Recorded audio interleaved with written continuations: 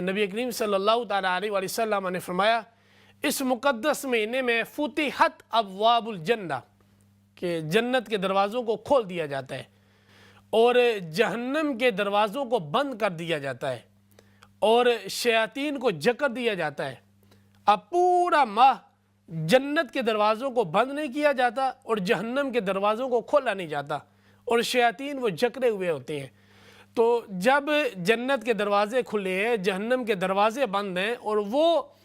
شیطان جو ہمیں ہر لمحہ گناہوں کی طرف مائل کرتا ہے، جو ہر لمحہ ہمیں فحاشی عریانی کی طرف مبتلا کرتا ہے، جو ہر لمحہ ہمارے باطن کو گندا کرنے کی کوشش کرتا ہے، جو ہر لمحہ ہمارے خیالات کو بہکانے کی کوشش کرتا ہے،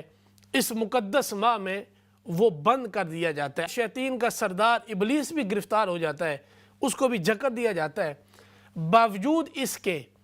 اگر انسان پھر بھی روزہ نہ رکھے، باوجود اس کے اگر انسان پھر بھی نماز ادا نہ کرے،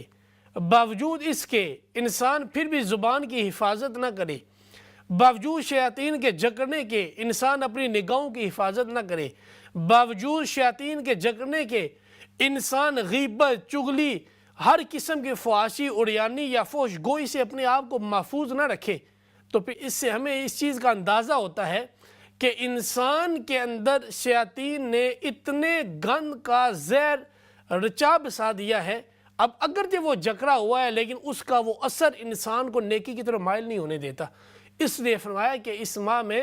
روزے رکھنے کے ساتھ ساتھ محاسبہ نفس کرنا ہے، اپنے آپ پہ غور و فکر کرنا ہے کہ کہیں کوئی ایسا عمل تو نہیں ہے جو ہمیں اللہ کی دہلیز سے دور کرنے والا ہو۔